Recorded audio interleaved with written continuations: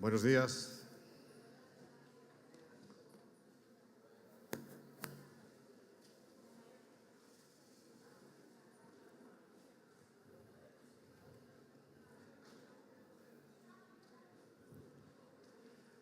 Bueno, cuando ya estemos calmados,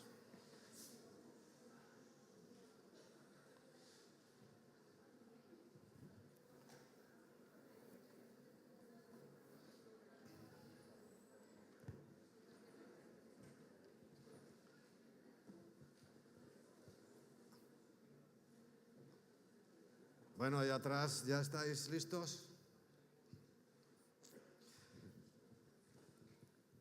Hoy, y en estos momentos, si echamos la vista hace 2000 años atrás, ya Jesús estaba inerte en aquella tumba que creemos cuando la visitamos que es el lugar, la tumba vacía, pero en estos días estaba todavía ocupada, porque durante 3 días, solamente 3 días, el que la habitó estuvo allí y sin duda estaba haciendo un trabajo que debemos saber apreciar. Hay una canción de Quique que me gusta mucho que es En solo 3 días, en estos días, hoy, mañana y pasado. Algo estaba haciendo el Señor y la verdad que no tenemos mucha información, ¿no?, de lo que estaba haciendo, pero fue tan importante, tan trascendental, que cambió totalmente la historia de la humanidad. Al mismo tiempo, y eso lo voy a reservar para más adelante, unas horas más adelante de hoy, porque hoy vamos a tener al final de la mañana un recordatorio, nunca mejor momento, ¿no?, que estar en plena Pascua para hacer la Santa Cena. Pero en esta mañana, ya como es el último devocional en el cual estamos aquí juntos, en este lugar de bendición, solamente quiero dejar en nuestros corazones unas pautas de lo que significa o cómo se aplica, porque la palabra de Dios, si no tiene una aplicación directa a nuestras vidas, es simple información. Y es bueno tener la información, pero ya sabéis que por sí sola la información, el apóstol Pablo, que por cierto era uno de los hombres más informados que han existido, puesto que su inteligencia, su capacidad, sus estudios le habían llenado de una cantidad de información incalculable, ¿no? Pero la información es buena, repito, cuando tiene una aplicación, o sea, cuando yo puedo comparar, aunque sean hechos que no son ajenos, porque a veces tendemos a mezclar las cosas y la historia de Israel con la de la Iglesia. Ya sabéis que hay un versículo que aclara con toda rotundidad que una cosa es Israel, otra cosa es los gentiles y otra cosa es la Iglesia de Dios. Eso lo dice en 1 Corintios, creo que es en el capítulo 10, ¿no? Ahí dice claramente que esos 3 compartimentos existen en la humanidad, siendo el más grande evidentemente los gentiles, porque el gentil es todo aquel que no es judío, pero tampoco pertenece a la Iglesia de Dios, y la Iglesia de Dios sí está compuesta por judíos y por gentiles. Hoy ya muchísimos menos judíos, no así al inicio, que todos eran judíos, y empezó a entrar en la Iglesia de Dios a algunos gentiles, pero hoy somos mayoría. Eso es lo más relevante y emocionante para nosotros, ¿no? Pero hay algunas cosas de la Pascua que nos pueden servir como una referencia para nuestras vidas, porque la Pascua precisamente sí es beneficiosa para todo el ser humano. En primer lugar, para el pueblo que la tuvo que vivir en primera persona, pero hoy nosotros también tenemos una gran responsabilidad en saber y en conocer cuál es la obra de Cristo. Y en la Pascua es que hizo su trabajo, vamos a llamarle fin de carrera. O sea, el trabajo, el máster, ¿no? O sea, lo máximo fue ahí, en ese momento. Durante todo el resto de su vida hizo una cantidad de cosas que la propia Biblia nos dice que si todas hubieran sido escritas, dice, no habría libros para contenerla. Pero lo más importante fue lo que ocurrió en esa semana. Shavua. Una Shavua es una sección de 7. ¿Y sabe lo que significa 7? Perfección. Obra terminada. Y por eso todas las fiestas importantes, las solemnes, se marcaban en periodos de 7, porque estaba dándonos la idea de algo perfecto, de algo útil, de algo concluido, acabado. Y también en el día de hoy, que para los que no lo sepáis, es día 15 del mes de Abib o Nisan, o si nos ceñimos a la palabra de Dios del primer mes, porque ya sabéis que en la palabra de Dios no tiene nombre, sí se nombra Abib. Pues este día 15 abre un periodo de 7 días hasta el día 21 del mismo mes de Abib, en el cual nosotros como pueblo de Dios deberíamos estar preocupados por algo que ya hablamos, y es por la levadura, porque recibe el nombre de la fiesta de los panes sin levadura. Y hablamos el otro día de esa levadura, básicamente de la religiosidad, el primer día hablamos de ello, ¿no? Y del humanismo, tristemente introducidas y muy leudadas, porque la finalidad de la levadura, ¿cuál es? Pues leudar la masa, y el pueblo de Dios está muy infectado, como hemos estado hablando y tratando de identificar, sobre todo para liberarnos de eso, porque es una levadura de pecado, la religiosidad. Ayer nos hablaba David con mucha precisión de diferentes facetas, caras, ¿no? Sabes que un diamante tiene muchas, se llaman facetas o se llaman caras, y ahí nos vimos reflejados en algunas de ellas, si no en todas. Yo esta mañana me levanté un poco, pues, lo normal, yo un poco cansado, y me dicen, uy, ya no puedo estar uno ni cansado, porque ya soy un religioso. Caramba.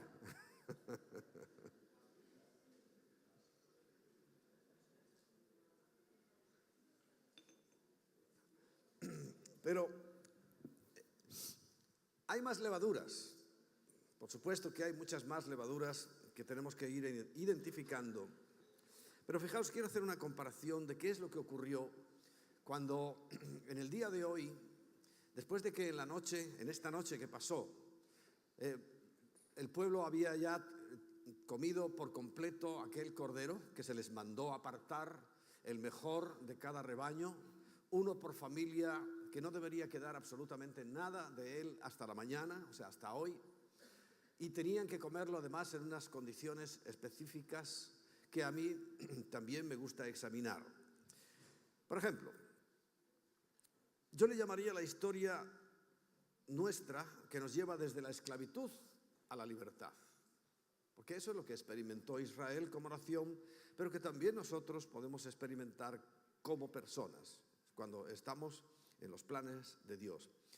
Estuvieron esclavos en Egipto, y Egipto ya sabéis que es proféticamente, bíblicamente y proféticamente es un símbolo del sistema del mundo.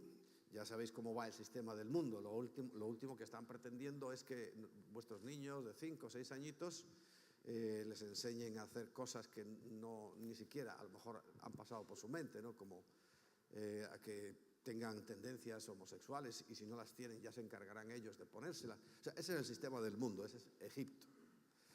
Y estamos inmersos en él, pero la característica, por ejemplo, de la esclavitud de Egipto, a diferencia de la de Babilonia, el tiempo, la de Babilonia fueron 70 años, y la de Egipto, todo el periodo de estancia en Egipto fueron 430 años, pero no entraron como esclavos.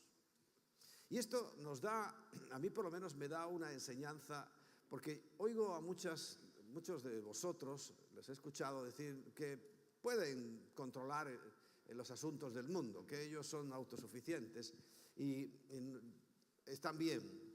Así como pensó el pueblo, ya sabéis que fue invitado por José, que en ese momento era el máximo dirigente, porque el faraón descansaba totalmente en él, era el máximo dirigente de Egipto, y por supuesto, bajo la dirección de José no había injusticia, y fue capaz de tener provisión para un tiempo difícil para toda la tierra, y cuando habla de la tierra, tener en cuenta que solamente se está refiriendo a la tierra de Israel y sus alrededores.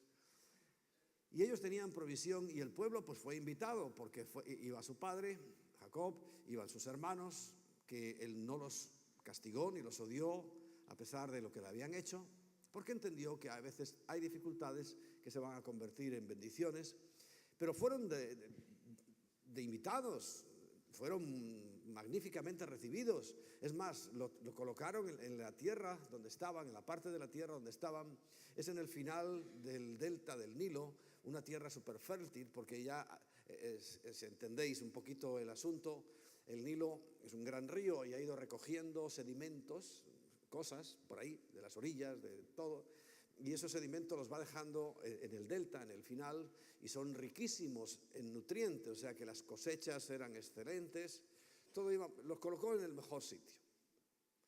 Pero así como nos pasa a nosotros, de repente, en ese mundo que parece ideal, porque recuerda, la tierra prometida no era Egipto para el pueblo de Dios,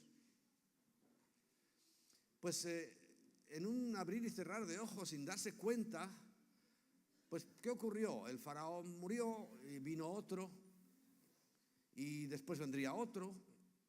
En 400 años, pues quizá vendría otro, porque tampoco duraba mucho la gente. No sé cuántos faraones. El caso es que cuando llega al final de ese periodo de 430 años, o unos años antes, el faraón que estaba ya no tenía ni idea de por qué estaba aquella gente allí. Ya se había olvidado de José y todo era historia. Es que 400 años son muchos años, ¿eh? Y dice, bueno, ¿y esta gente qué hace aquí? Además está ahí en lo más privilegiado y parecen ellos como si fueran los verdaderos egipcios y nosotros sus esclavos. Y cambió la situación y los convirtió en esclavos. De tal manera que cuando aparece Moisés, ya sabéis las formas, es salvado de las aguas y criado en el palacio del faraón, el pueblo estaba clamando por libertad, pero se metió solito ahí, entró voluntariamente. Y es el asunto que a nosotros a veces nos confunde, porque bueno, entramos voluntariamente en algo. Todavía no he hablado, bueno, no hablo con mucha gente que esté en el asunto de drogas, pero la inmensa mayoría, todos piensan que eso lo dominan ellos así, con un dedo. Dice, yo lo dejo cuando quiero. De hecho, cualquier estupefaciente es la cosa más fácil de dejar, ¿verdad? Como dice el chiste, dice, es tan fácil, yo lo he dejado como 50 veces ya.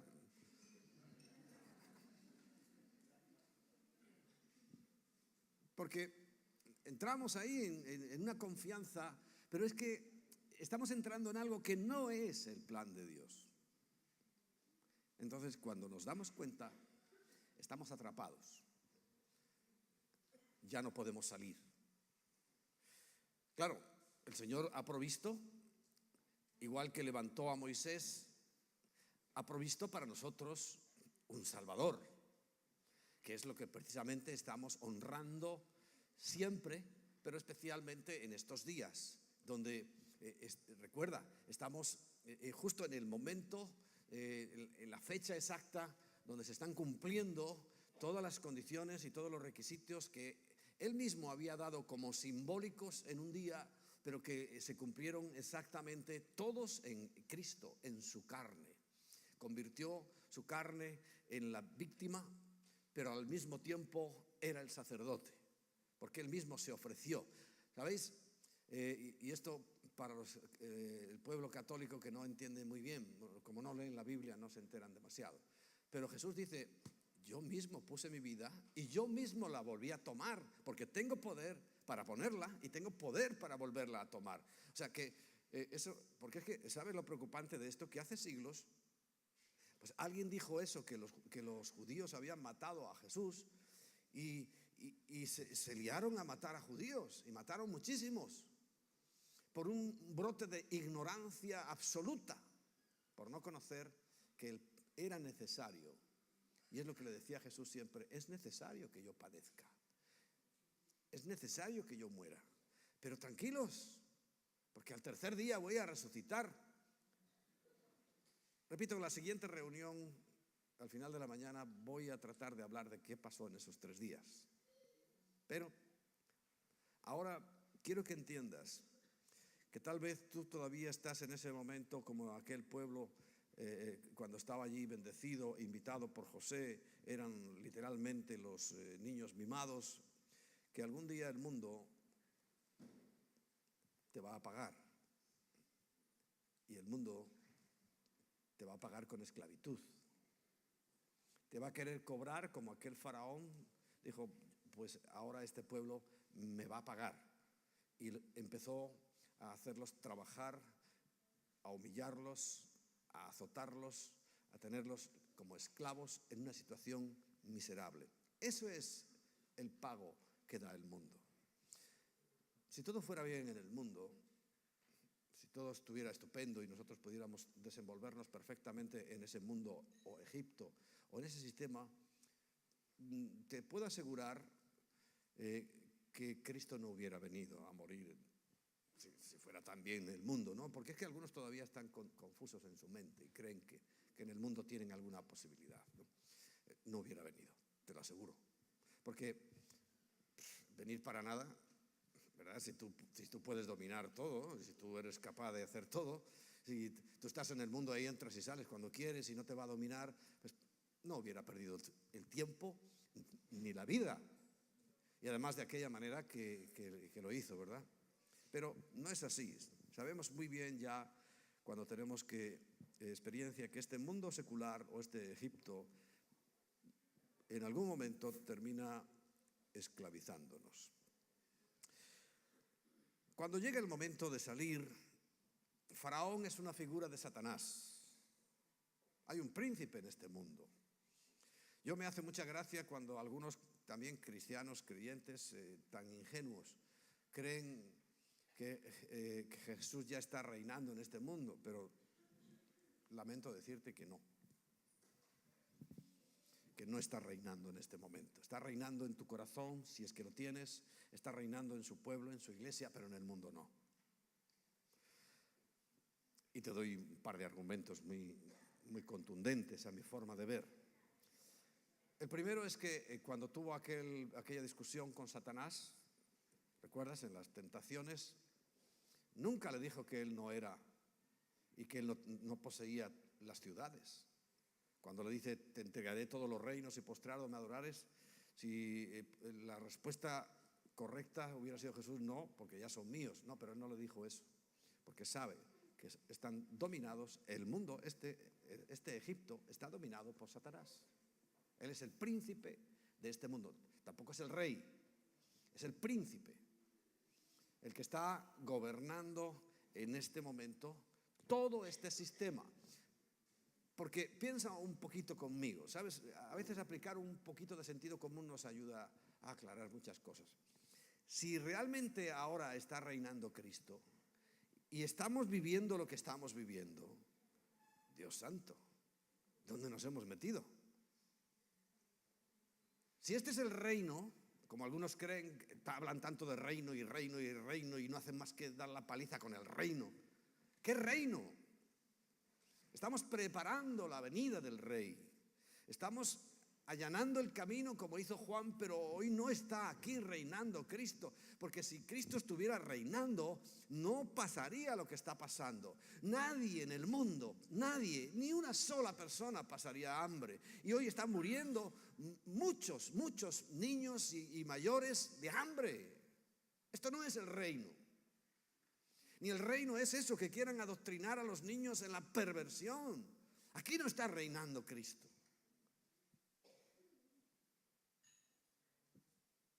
¿Verdad que no? Por eso, esa confusión trae consecuencias. Pero yo estoy esperando que Él venga. Yo estoy esperando que Él ponga su reino en donde dice la Biblia que lo va a poner, que es en Jerusalén. Y desde allí sí saldrá la justicia. Desde allí nadie podrá hacer lo que hoy estamos viendo. Nadie. Nadie podrá maltratar a nadie. Nadie podrá matar a nadie. ¿Sabes por qué? Primero porque Dios ya todo lo ve. Pero además es que Él se está proveyendo de ayudantes. Dice en Apocalipsis que reinaremos con Él. Cuando llegue aquel momento, ahí sí reinaremos con Él. Y nosotros seremos los que estamos ahí viendo. Y no dejaremos que haya injusticia. Tendremos poder ya dado por el Señor para no permitir de ninguna manera la injusticia. Ni el crimen, ni el robo, nada. Pero ese momento no es el de ahora. ¿Verdad que no? Cualquier parecido con el reino de los cielos hoy, vamos, es que ni es pura casualidad, es que no se parece en nada a lo que va a venir. Amén. Por eso trabajemos para el reino, para traer personas al reino que vendrá. Y cuando venga el rey, entonces sí habrá reino. Mientras tanto, Faraón representaba al príncipe de este mundo, al que tiene el poder y la autoridad, porque iba a Moisés y le decía no, y no, y no, y no, y no, así 10 veces, hasta que por fin llegó el momento de la Pascua, que era cuando se iba. Dios dijo: voy a quitarle la vida a todos los primogénitos, menos a los que hayan puesto las condiciones mesiánicas, vamos a llamarle, que iba a poner en un futuro no muy lejano, bueno, 2000 años, con las mismas condiciones con las que Cristo hoy nos salva, que es por su sangre. ¿Recuerdas? Tenían que sacrificar ese cordero. Primero lo seleccionaban, es aquel día que entraba, el día 10 del mes primero, que entraba el sacerdote, en la costumbre hebrea, con el corderito para sacrificarlo. Después, el día 14, ayer por la tarde, era el momento del sacrificio del cordero. O sea que ayer, ya al finalizar, al venir la primera estrella, según la forma de contar el tiempo en la Biblia, ya Jesús había muerto. Y hoy, día 15, ya es día 15, pero ya lo fue anoche cuando estábamos aquí, estabais en la vigilia, ya era día 15, ya Jesús estaba en ese trabajo especial que hizo durante esos 3 días, y comenzaba la fiesta de los panes sin levadura, porque es como, bueno, el sacrificio del cordero es evidente, es la muerte. Después es como la sepultura cuando salen al desierto, porque no salieron a un campo lleno de flores, salían al desierto. Y es cierto que tenemos dificultades, tanta que recuerda que el pueblo se quejaba diciendo: nos ha sacado de Egipto, porque estaban en la mejor tierra y ahora estamos en el desierto. Y se quejaban de la comida, aún de la esclavitud. Eso también nos pasa, ¿verdad que te ha pasado a ti, no solamente a mí? Que a veces echamos de menos cosas del Egipto, cosas del pasado, y como que queremos volver. Pero bueno, querer volver no es volver, y eso es comprensible, Dios también lo sabe, pero nunca vuelvas, porque cuando tú vuelves al Egipto, cuando tú vuelves a la esclavitud, es muy, muy decepcionante. Y sabes, hay que tener mucho carácter para otra vez regresar. Últimamente estamos experimentando un fenómeno que yo estoy muy contento por ello, del regreso de personas que un día se fueron, hace años, y están volviendo, y llevamos ya un tiempo, 1 año, 2 años, no sé cuánto, que está regresando gente, y regresando gente, y regresando gente. Bueno, yo estoy contento, porque al final es una victoria, pero para el Señor, porque se han dado cuenta de que en la verdad, en la justicia, es donde ellos tienen que habitar, porque ese es el ambiente natural donde Cristo se desenvolverá, en paz, en justicia, en amor, no en robos, no en mentiras, no en engaños, no en esclavitudes de diversas drogas y estupefacientes, etcétera, etcétera. Cuando salen, repito, al desierto es como una sepultura, y fijaos, coincidió además exactamente el día que salieron y se encontraron con el mar rojo delante de sus ojos, y cuando oían un ruido detrás, miraron y venía el faraón detrás de ellos. ¿Sabéis cuándo fue? Exactamente el día de la resurrección, pero 2000 años antes, en Egipto. Y de esa misma manera, ante una situación de peligro, porque venía el enemigo a destruirlos, igual que todavía, recuerda, Satanás todavía te quiere destruir, y en cuanto te descuidas va a intentar causarte daño, desanimarte, y todo lo que hemos visto en estos días. Pero, ¿qué ocurrió? De repente el mar se abrió, y ese mar dejó un paso libre, y fue como la resurrección, porque al otro lado sí estaba ya la tierra prometida. Y además hay varias lecciones que uno puede aprender ahí. Una muy importante, ¿sabes cuál es? Cuando estás en los planes de Dios, cuando estás en la tierra prometida, que a lo mejor no es tan bonita como Egipto, porque echaban de menos sus cebollas y sus cosas, debían ser magníficas. Pero sabes, cuando tú estás en los planes de Dios, el mar se cerró para que no pasaran los enemigos, y cuando tú estás en los planes de Dios, también se cerrará detrás de ti el paso para que el enemigo no te persiga. Amén. Pero hay que hacer ese tránsito y hacerlo con valentía y hacerlo en la confianza, porque yo me imagino esos momentos de angustia que tuvieron aquellos mirando por un lado el mar y que no tenían salida, además, que se habían metido en un sitio, estaban acorralados. Pero siempre Dios tiene la última palabra. Y eso es un símbolo de la resurrección, ¿no? Y como tal, nosotros tenemos que saber que una vez que estamos en Cristo, siempre vamos a estar protegidos. Luego, durante esos 40 años, por cierto, que por terquedad de ellos y por su pecado, un recorrido que tenían que haber hecho en 40 días duró 40 años. Piensa también un poco en tu vida, si no se está prolongando demasiado las cosas que tú creías o sabías y sabes todavía que tienes por delante, porque a lo mejor se está prolongando porque estás dando vueltas y vueltas en el desierto. Una de las principales causas por las cuales daban vueltas en el desierto, ¿sabéis cuál era? Tenía que morir la generación que salió de Egipto, todavía con mentalidad de esclavos. Esos eran los que añoraban las cebollas. Ya los jóvenes, los que estaban allí, los que habían nacido en el desierto, no tenían ninguna necesidad de las cebollas de Egipto. Por eso es mi interés, y por eso yo quiero, y entendí hace ya bastantes años, que las nuevas generaciones no deberían estar tan contaminadas como estamos nosotros. Yo pienso en mí. Yo recibí a Cristo con 27 años, o 26, ¿no? Ya era mayorcito y había vivido muchas cosas. A esa edad yo ahora me siento como un viejo. Digo, pero si es que yo a los 20 años ya trabajaba, pero trabajo fuerte, ¿eh? Un trabajo de gran responsabilidad. Ya no te digo a los 25, 24 años, yo estaba haciendo un trabajo y teniendo personas a mi cargo, y estaba en Venezuela, bien lejos de mi casa, y haciendo, bueno, ya había vivido todo, y ahora todavía a 26 años ni se han planteado en irse a comprar el pan. Cuando veo a algunos ahí metidos ya con casi 30 años en casa, digo, pero ¿qué hacéis con estos aquí? O sea, a los 30 años yo ya tenía el primer hijo, y yo creo que estoy atrasado, ¿no? Si lo cuentan los pastores, ¿a qué edad tuvisteis el primer hijo? ¿Qué edad teníais cuando tuvisteis el primer hijo? 23, ¿no?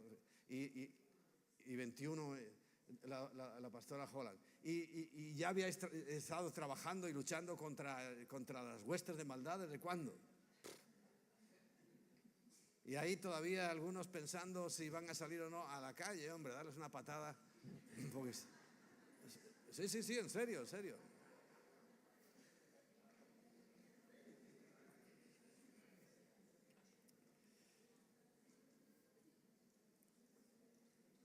Pero quiero decirte algo.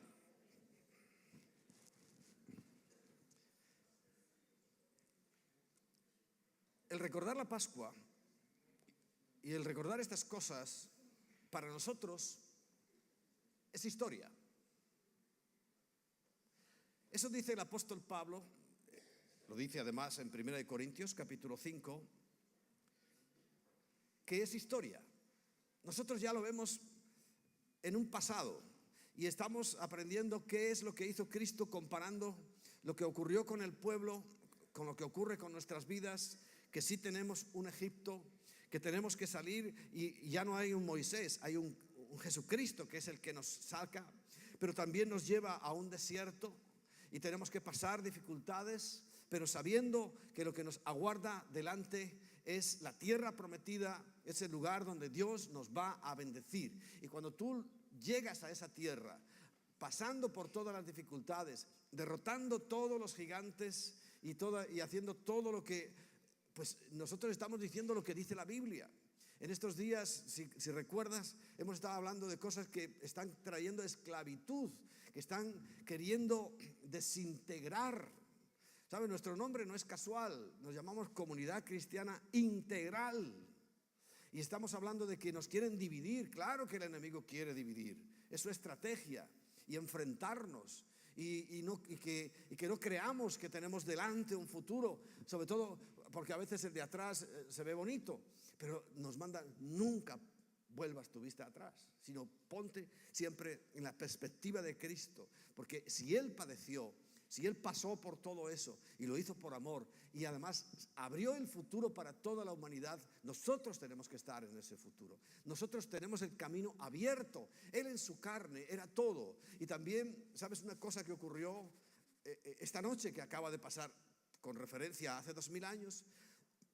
Que en el lugar santísimo, en el lugar más sagrado, más secreto, donde nadie podía entrar, estaba separado por un velo, un grueso velo. Le llaman velo, pero yo tenía la idea por lo menos de velo, algo así como medio transparente. No, ese velo del que habla, esa cortina, era como de este espesor, gordísima. Y cuando muere Cristo, ese velo ¡pum!, se rasga y además se separa de lado a lado y dejó abierto el camino, dejó la presencia de Dios lista para todo el que entrara en ese santuario. Dice, y entramos a través de la carne de Cristo, porque su carne fue rasgada y dejó a la vista la presencia de Dios, que ahora tú no te imaginas el privilegio que tenemos. Lo dice en la Biblia, dice, todos los antiguos, cuando habla de aquellos héroes de la fe, murieron sin ver lo que ellos anhelaban, no lo vieron, y nosotros sí. Nosotros lo estamos viendo y viviendo y no lo apreciamos. No sabemos valorar ese tesoro que Él ha puesto en nuestras manos. El día que lleguemos al cielo, aquellos héroes de la fe que están en Hebreos capítulo 11 nos van a regañar diciendo: pero vamos a ver, si lo tenías ahí delante, yo lo anhelé toda mi vida y morí y no lo vi. Y tú lo tenías ahí y lo despreciabas, lo menospreciabas. No valorabas esa maravilla de que ahora tienes el acceso abierto, y no lo valoramos, tristemente. ¿Sabes por qué? Porque todavía hay mucha levadura, no solamente la religiosidad, no solamente el humanismo, sino que hay muchas cosas que están interrumpiendo. Hay una lista, 2 listas de cosas que sin duda afectan gravemente a nuestras vidas, y quiero leerlas contigo. Hace unos años, cuando yo empezaba a predicar y hablaba de estas cosas, nunca, yo te lo aseguro, yo era ingenuo en eso, nunca sospeché que en la propia iglesia, en la que se nombra a sí mismo Iglesia de Cristo, iban a ocurrir las cosas que están en esta lista. Yo siempre pensé que eso era del mundo. El mundo tiene estas características, pero nunca pensé que eso estaba en la iglesia. Es más, que se iban a hacer iglesias especializadas en droga. ¿Sabes que hay una iglesia que es de la marihuana? ¿Sí? La gente va y fumándose ahí su marihuana en la iglesia. Hay iglesias para homosexuales. Estoy alucinado. Sinceramente, si nosotros no empezamos por nosotros mismos, algo estamos haciendo muy mal cuando no solamente no logramos impactar al mundo, sino cuando se ha colado en nosotros, a través de esos espíritus de religiosidad, de humanismo, y estamos totalmente infectados y en muchas áreas entregados a esas cosas. Yo te voy a leer la Biblia. Esto no es una opinión ni de la iglesia, de ninguna iglesia, ni es una opinión de los pastores, ni es una opinión de nadie, es la opinión de Dios. Cada uno tiene que tomarla en serio, y si no se la toma en serio, va a tener un serio problema. Fíjate, en 1 Corintios 6 es la primera lista que quiero que sepamos de cosas que leudan. Porque lo que dice en 1 Corintios 5, ¿no?, es que es un poco de levadura lo que leuda toda la masa, ¿verdad? El versículo 6, ¿no? 1 Corintios 5, 6.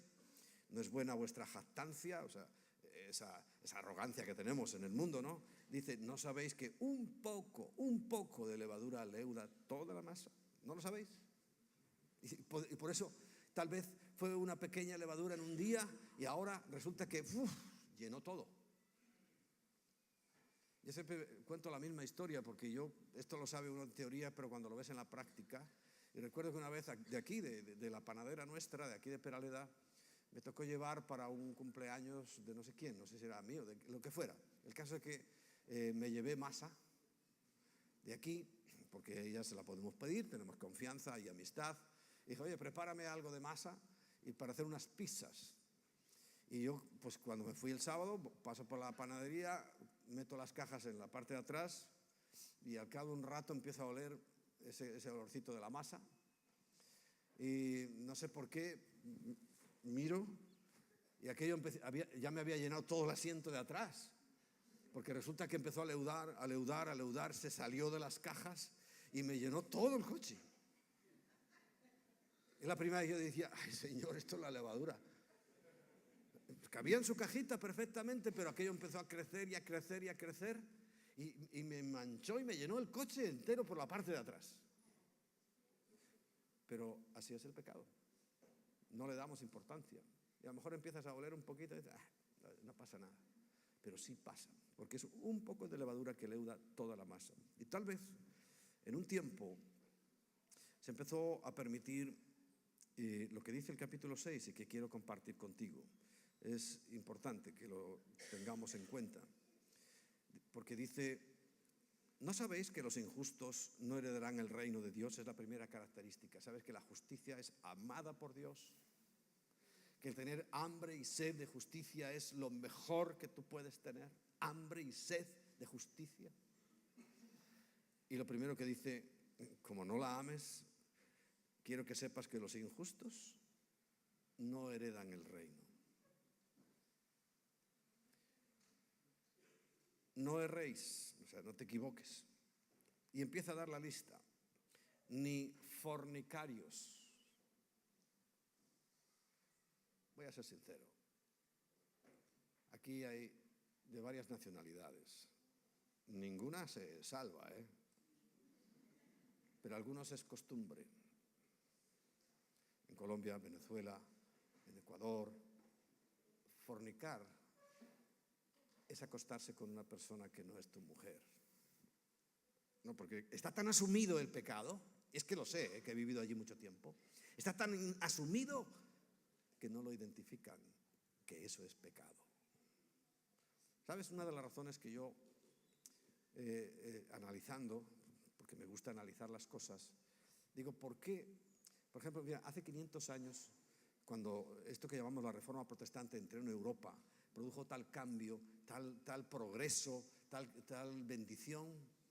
¿Y por qué en Latinoamérica? Latinoamérica, donde tienes iglesias de miles y por todas partes.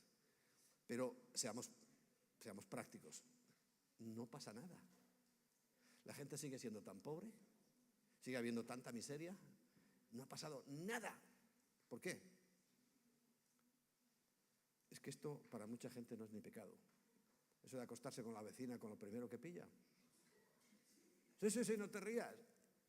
Es que es lo normal, es lo que han visto toda la vida. Pero es pecado. Y ha causado esa miseria. Ha causado esa miseria.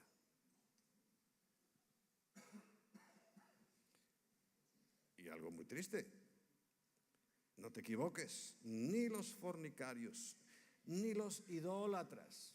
¡Ay, Dios santo! ¿Y qué es idolatría? Ídolo. Pues lo que estamos viendo en estos días. Paseando imágenes para arriba y para abajo. Pero a veces no las paseamos, ¿no? Los cristianos ya no las pasean, las llevan en la cartera. Es que hice una vez el experimento. Una no, varias veces. Y resulta que dije, bueno, a ver, examinemos lo que llevamos las mujeres en su bolso y los hombres en su cartera. Me llenaron esto de santitos, estampas, billetes de dólar dobladitos. Hasta algunos llevaban una especie de alubia o un frijol de eso.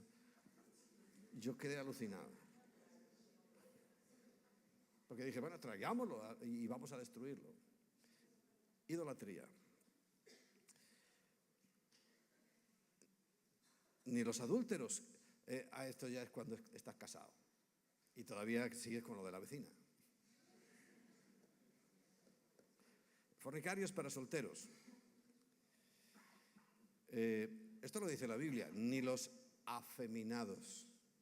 Todavía hay algún cretino que dice que la Biblia no pone nada sobre la homosexualidad. ¿Qué dice? ¿Qué Biblia estará leyendo? Esta es una de las muchas referencias que hay. Dicen, ni los afeminados. No te equivoques porque yo conozco varias personas que no son varoniles, vamos a llamarle así, pero están casados y tienen hijos. No está refiriéndose a que alguien a lo mejor no tiene la suficiente barba como para encender una cerilla.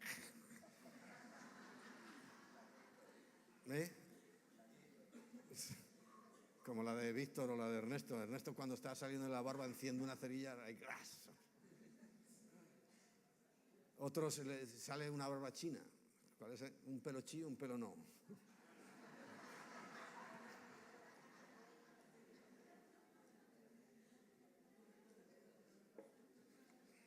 No estamos hablando de eso, sino a conducta sexual.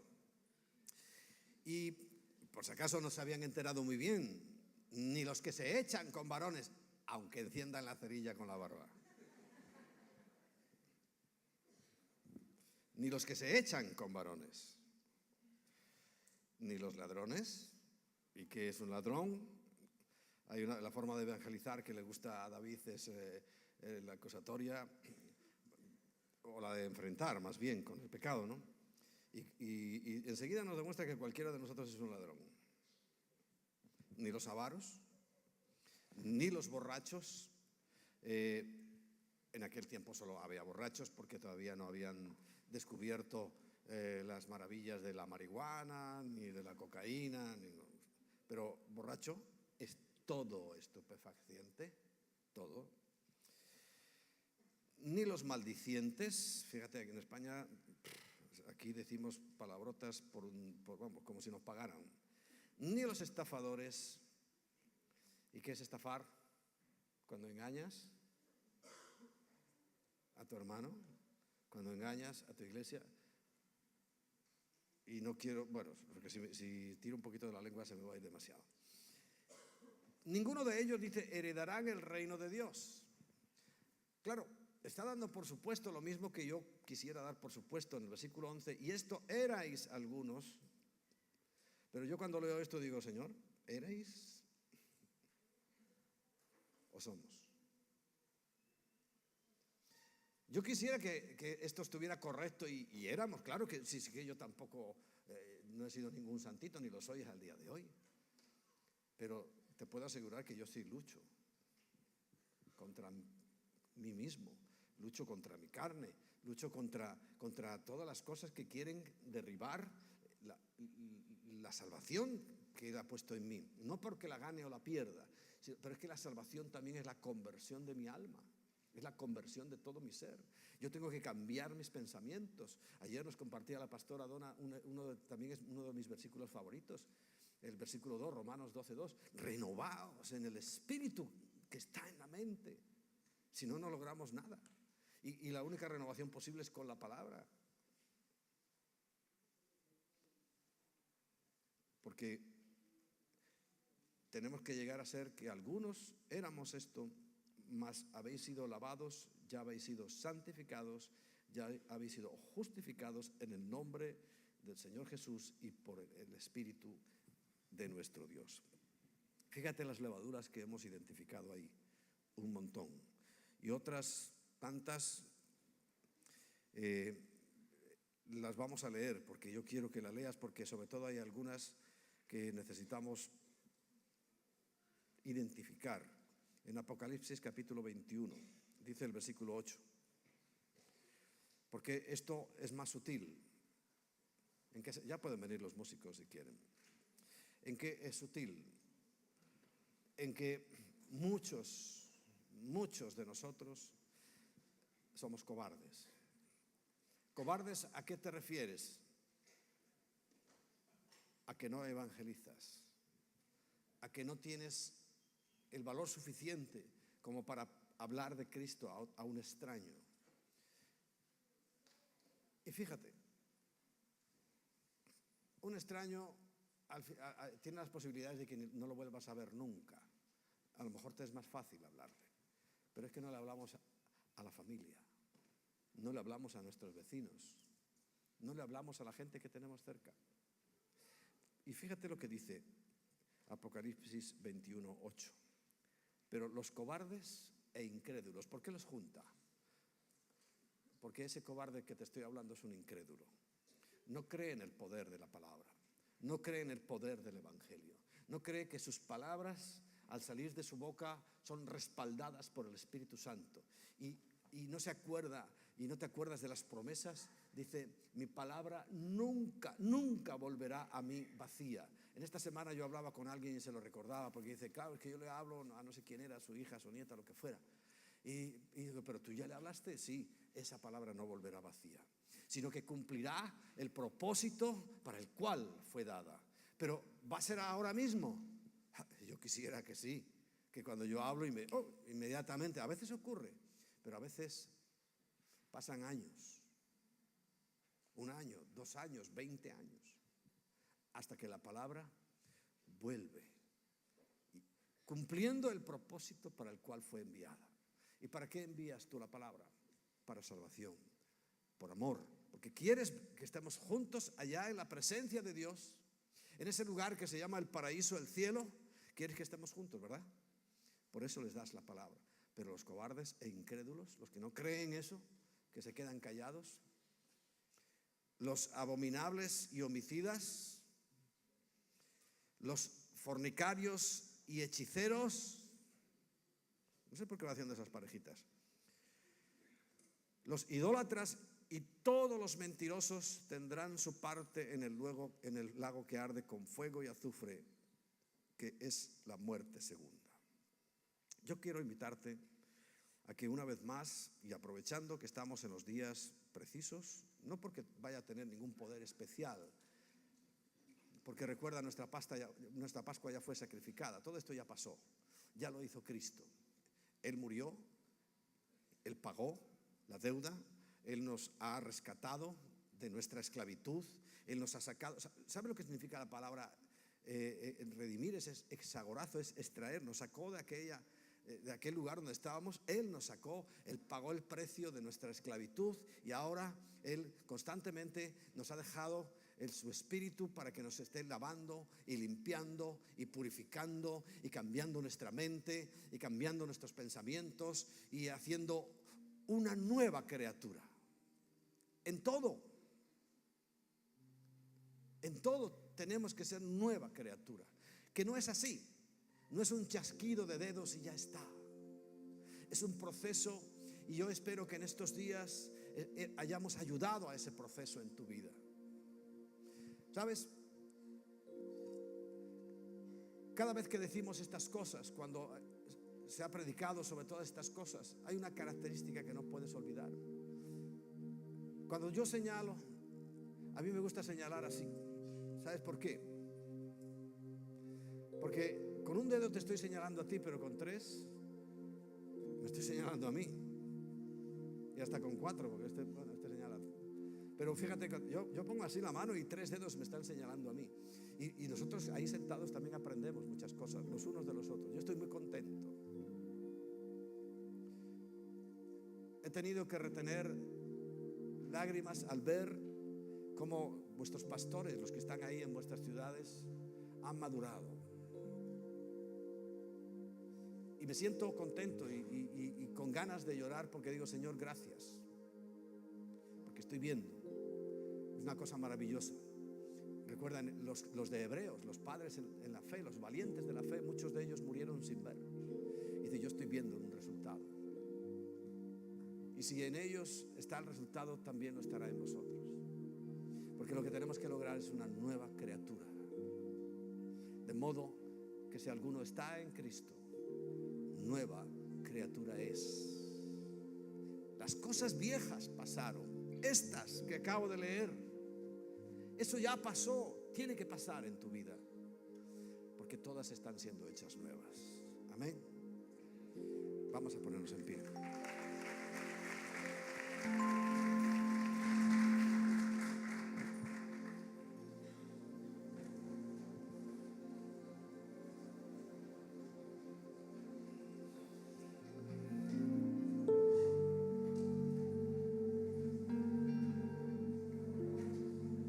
Hoy sí os dejo que vosotros que adoremos.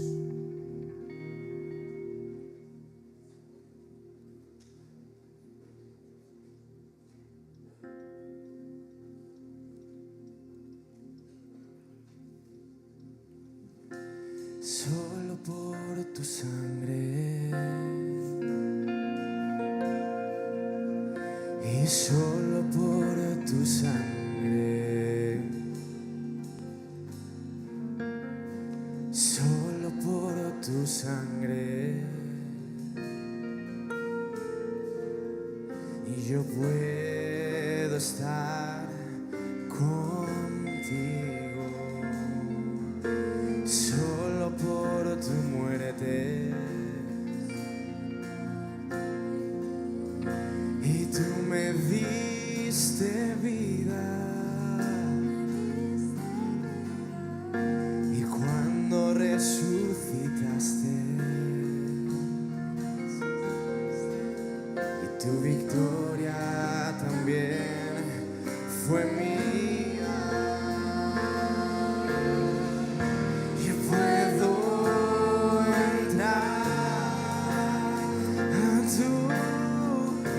Santo lugar, Escúchalo.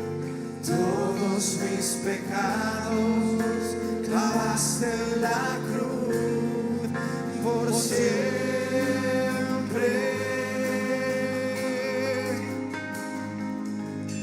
y siempre.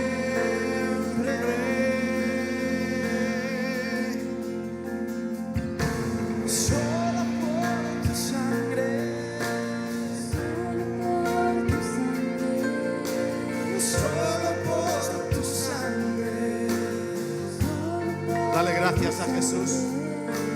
Solo por tu sangre. Hoy puedes estar aquí. Y yo puedo estar contigo. Y solo por tu muerte. Solo por tu muerte. Tú me diste vida.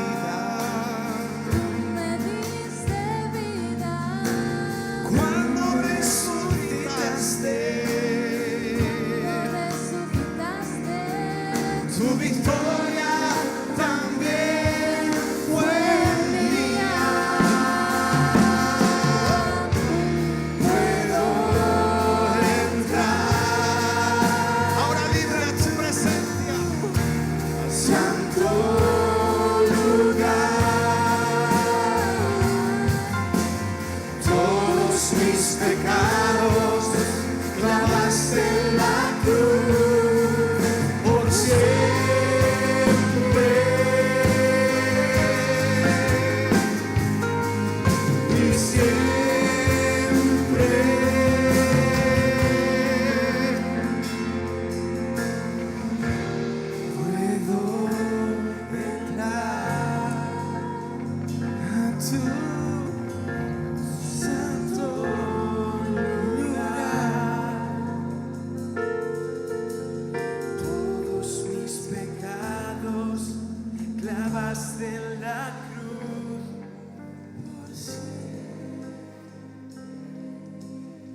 Dile, Señor, yo no quiero ser un cobarde.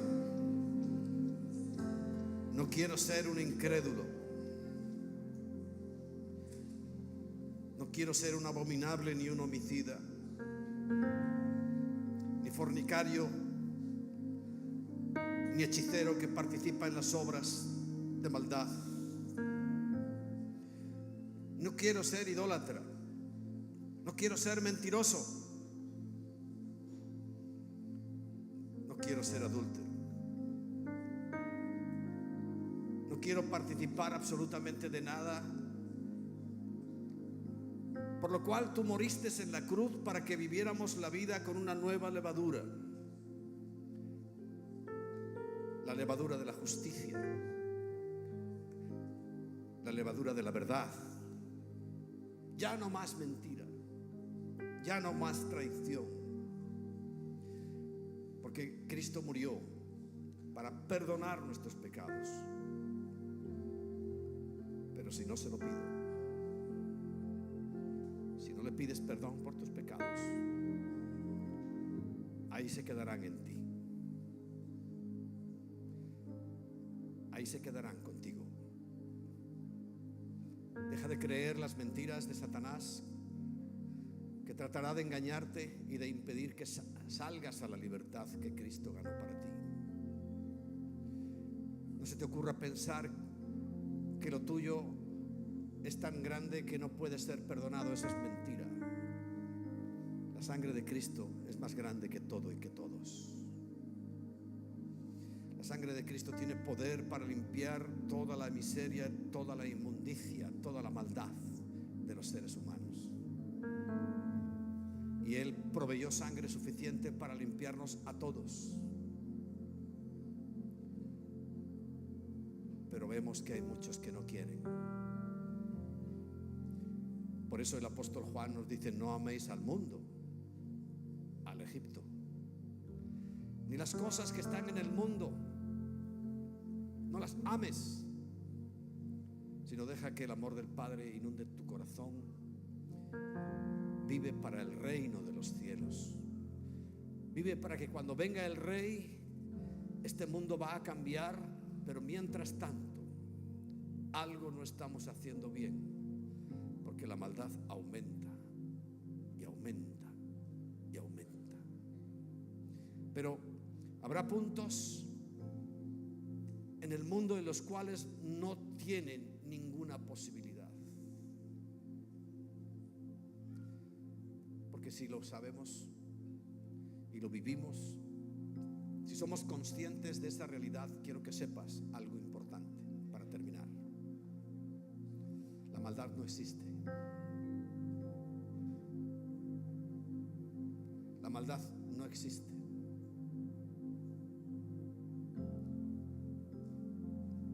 Sí, no te sorprendas, porque simplemente la maldad es la ausencia de la bondad.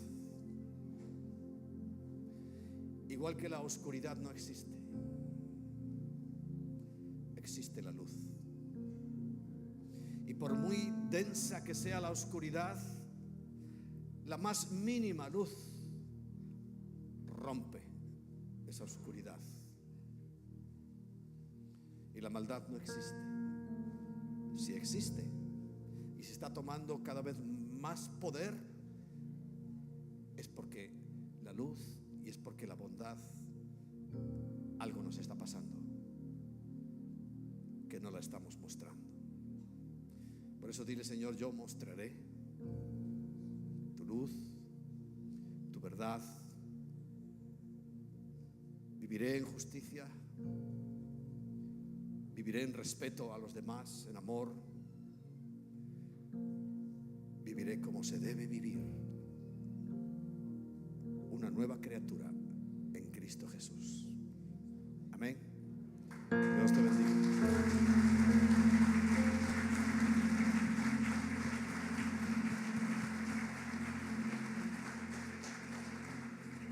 Bueno, ya tenemos el tiempo de desayuno, descanso. El siguiente tema es a las 10:30. ¿Quién ha dicho no?